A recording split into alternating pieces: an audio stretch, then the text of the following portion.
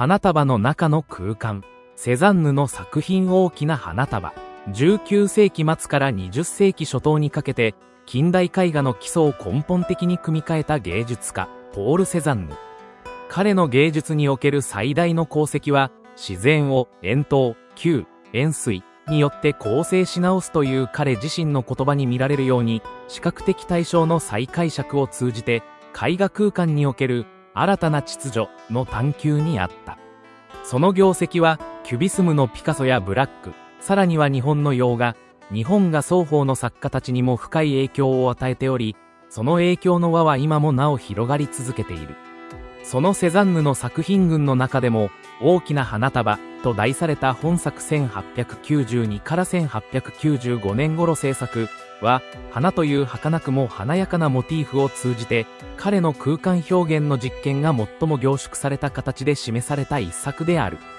本校では、この大きな花束における構成的特徴、視覚の操作、対象への眼差しの変遷、そしてそれが日本美術へ与えた余波を含め、相対的に考察する。モチーフとしての花束、生命の束と絵画の秩序花束という主題は、伝統的な生物画においてはしばしば、美と儚さ、自然の一時的な輝き、人生の無常などを象徴してきた。それはバニタスの記号として、あるいは純粋な色彩の喜びの場として、多くの画家たちに愛されてきた。しかしセザンヌにとっての花は、単なる自然の装飾や感情の表現ではない。彼にとって、それは視覚の問題、空間の問題、そして構造の問題であった。大きな花束の画面には、一目でそれとわかる色とりどりの花が花瓶に刺され、まさにタイトルにふさわしい堂々たるボリューム感を持って画面中央を占めている。だが、ここで注意すべきは、セザンヌがこの花束をどのように描いたかである。花はしばしば輪郭が曖昧で、個々の種類を識別するのが難しい。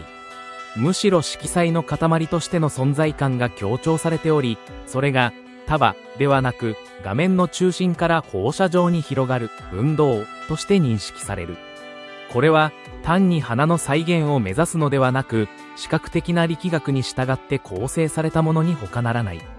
視覚と構造、不安定にして安定する絵画空間セザンヌは、画面上の秩序と構造を強く意識した画家である。その試みは、大きな花束にも多くの痕跡を残している。例えば、テーブルの描写に注目してみよう。このテーブルは、通常の遠近法では説明しがたい、せり上がるような角度で描かれており、その水平面は感謝の視線と奇妙な角度で交錯している。また、テーブルクロスの折れ目は、その構造線とは矛盾するように配置されており、視覚的な不協和音を生んでいる。こうした歪みは、セザンヌが単なる写実を超えて、見るという行為の揺らぎや複数性を絵画の中に織り込もうとしたことを示している。彼の視線は、対象を一方向から固定して見るものではなく、複数の視点を横観する、時間を含んだ視覚体験を反映している。そのため、テーブルも、クロスも、花瓶も、そして花々も、それぞれが少しずつ歪み、ずれ、視覚的な緊張を持ちながら一枚の画面に共存している。このような不安定性は、逆説的に画面全体に深い安定感をもたらしている。それは、セザンヌが計算し尽くした構成感覚と色彩の配置による視覚的均衡の成果である。言い換えれば、彼は不安定を積み重ねることによって安定を達成しているのである。省略と強調、描かれなかったものへの意識大きな花束では、セザンヌが視覚的情報を選択しているようがはっきりとわかる。例えば、花の葉や枝は花瓶にきちんとつながっていないものが多い。あるいは、花瓶の底部がどのようにテーブルと接しているのかが曖昧で、感謝の目はどこまでが物体で、どこからが背景かという境界の不確かさに気づかされる。このような不整合性を単なる技術的な未熟さやデフォルメとして片付けてはならない。それはむしろ、セザンヌが対象の完全な再現よりも、絵画としての成立に重きを置いていた少佐である。画面の中で重要なのは、すべてを描くことではなく、構成化に必要な要素を正しく配置することであり、それによって感謝に像を感じさせることなのである。色彩の構築、筆色とマチエール・セザンヌの絵画において、色彩は単に対象の色を再現するものではなく、空間を構築するための道具である。大きな花束においても、花々の色は鮮やかであるが決して原色的ではなく、微妙に調整されたトーンが連続することで、色面そのものが形を生んでいる。赤、黄、青、白などの花びらが隣接する花と響き合いながら、全体として一つの色彩の建築を成しているのだ。また、セザンヌの特徴的な筆色、すなわち短く区切られたタッチの積層によって、画面は光を内側から発しているかのような質感を帯びている。これは、彼の作品が単なる外交表現を超えて、内在的な光を持つような深みを獲得していることを示している。色彩と筆色によって空間を塗るのではなく、組み上げていく。この方法は、後のフォービスムやキュビスムの出現に直結する構造的思考であった。日本における需要と影響、洋画、日本画を超えて大きな花束が現在、東京国立近代美術館に所蔵されていることには大きな意味がある。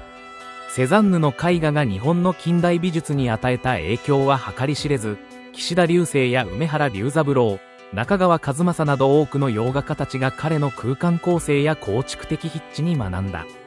だがそれだけではない。日本画の画家たち、特に前衛的な実験を行った土田麦僊、早見魚舟といった作家たちにも、セザンヌの自然を構成し直す態度が共鳴していた。彼らにとって、セザンヌの絵画は単なる西洋技法の手本ではなく、むしろ自然に対する新たな態度の提示であり、それは東洋の美意識とも交錯する可能性を持っていた。花という主題の選択においても、セザンヌの描く花は、写生を超え、抽象的な構造体としての意味を持ち得ることが示されたのである。花束の向こうにある物大きな花束は、その名の通り、華やかで視覚的な充足に満ちた作品である。しかし、その奥には、セザンヌが絵画に託した哲学が脈打っている。見るという行為の多層性、視覚の不確かさ、空間と構造の関係、そしてそれを二次元の平面にどう落とし込むか、こうした課題に対して、セザンヌは決して理論だけではなく、手と目と筆色の積み重ねによって応答していった。この作品の前に立つとき、私たちは単に花を見ているのではない。私たちは、見るという人間の行為そのものを見つめ直すよう促される。そしてそれこそが、セザンヌという画家がもたらした最大の革新なのである。